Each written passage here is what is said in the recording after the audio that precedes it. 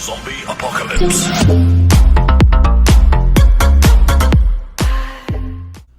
What's going on, YouTube? Welcome back to another video. This is 6 Scale Economist. In today's video, we are going to be talking about the Spider-Man MK4. So this figure was just recently announced by Hot Toys, I believe yesterday, and this figure is set to come out April 21 to June 2021, so about a year. And while I generally focus on Star Wars Hot Toys primarily on my channel, I do collect, MCU figures. I know this is an MCU figure, but I do enjoy collecting Spider-Man. He's probably my favorite character from the MCU. So while most of my collection is Star Wars, I do delve into other areas of Hot Toys. So just taking a look at this figure, just from a figure standpoint, it's cool. I think it's interesting. You can't really have enough Spider-Mans, although a lot of people are complaining that, what's happening with Spider-Man is kind of what we saw with Iron Man, where felt like at one point every 3 months we were getting an announcement of a new Iron Man. But this one is definitely different. It's obviously not the MCU, so it's not Tom Holland. But I think this is going to appeal to a lot of collectors. It looks great. Just taking a look at these photos. One thing that kind of already worries me though when looking at these photos is it looks like they did use the same fabric that they used on, or a similar fabric they used on the MCU Spider-Mans, the Tom Holland ones, where it's this kind of like almost like sticky, elasticy feel, and while it looks really nice, it's very limiting in posability, and you can even see you get some of the creasing, and it's just not great for dynamic poses, especially for a figure like Spider-Man who's made to be posed in dynamic poses. But nevertheless, the figure looks great, and this whole reflective pattern thing that they've done on it, I think is really cool, and I think you can get some pretty cool shots and pretty cool poses depending on how you do your lighting with that. Is it the best Spider-Man that I think they've released? No, I don't think so, but I definitely think that it is a cool kind of came out of nowhere, didn't really expect them to release something like this, so it's definitely cool that they release something different. But the base is awesome. I think that it's a pretty cool figure. The price point is, it probably feels a little steep, but it's probably on par with what we've been coming to expect. When you get now these days when we're getting a hot toy, a cool, unique display, not just a classic display stand, it's kind of justified to see that relatively high price point. The accessories are they're pretty good. Really, the accessory you're paying for is this base. The rest of this stuff is pretty par for the course for Spider-Man figures. You get all the different webbings, you get different goggles. This little spiderling thing is different. I guess it's cool. It's fine. And then of course you get the large assortment of hands that we're kind of expected to get. But I think that this figure, if you're just a Marvel fan or Spider-Man fan, I think a lot of people will probably pick this figure, but for me, this figure is going to be a pass. If I already generally like to stay with Star Wars, but I do like to get some MCU figures. I generally get all the Spider-Mans, and I get a couple of Iron Mans. I have the Iron Man Mark 7, Mark 46. You pre-order the 47 reissue, so I definitely get my fair share of Marvel figures. But this one for me is probably just going to be a pass, but I can definitely see why a lot of people will pick this one up. It's really cool to have a different Spider-Man, but at the same time, there are a lot of Spider-Mans that come out, so you kind of get to have your pick on which one you want to pick up, and then just looking at it from an investment point, a lot of this MCU Spider-Mans have done really well.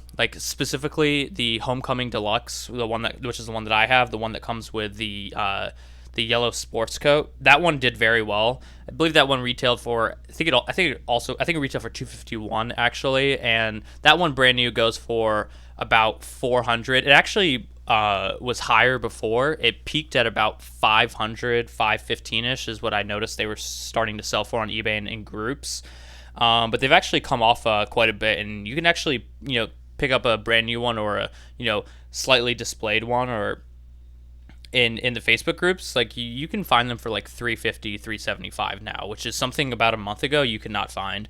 And I'm guessing that somewhat what has to do with that is just a function of the MCU releasing less figures, and like the MCU kind of being out of the spotlight, and Star Wars really like stepping into frame now that the Marvel movies have since stopped for now until the next phase starts, now that Endgame is over. So I think that's one major reason why some of these MCU figures have come down. Like, also talking about the Iron Man Mark 46, there was a time where Iron Man Mark 46, which I still think is the definitive armor to have if you're gonna pick up one Iron Man, just pick up the Iron Man Mark 46. I think it is the best armor. You get like a sweet display base, although the display base is a reissue. That figure is great. The head sculpt is, bar none. And that is a great Iron Man figure. Even that figure, it was at one point it was pushing like 750 in groups. Like, it was probably about a month and a half ago. If you posted an Iron Man Mark 6 like new or like in like new condition, only displayed, if you posted that for like 600, it was gone in like 20 minutes. Like, people cannot hang on to those. And like, you could, I saw multiple people, sell it for 700, and then on eBay selling for easily 750, 800. And even that one now, like, if Iron Man Mark 46 gets posted in the group, it will sit there probably for a while at 600 or 650. So I think that's just a testament to how these Marvel figures have done now that the movies have slowed down. And while you might, we'll see pick up, when they start the next phase of these Marvel movies. If you're looking at some of these Hot Toys and you're like this one, let's look at this one for instance. Let's just say that you're kind of on the fence, like you really like Spider-Man, and like this is like a cool figure, and like, it has the look of Spider-Man. It's like, I think it looks like pretty classic. Like a lot of people like just have like a classic Spider-Man in their collection that's not like an MCU Tom Holland Spider-Man. If you're looking at this figure but you're already on the fence and you're thinking, I don't know, I don't like need to have it, but it is like pretty cool looking figure. And like, usually when I get put in that predicament, my backdrop, that the mindset that I try to have is, okay, if I pick it up, is it going to go below retail? Because then you're really going to be kicking yourself. Because then now you have a figure that you're like already on the fence about, and now like if you sell it, you're only going to get like 80% or maybe 70% of what it retailed for, because now it's sitting, and then now that almost like makes you like the figure less.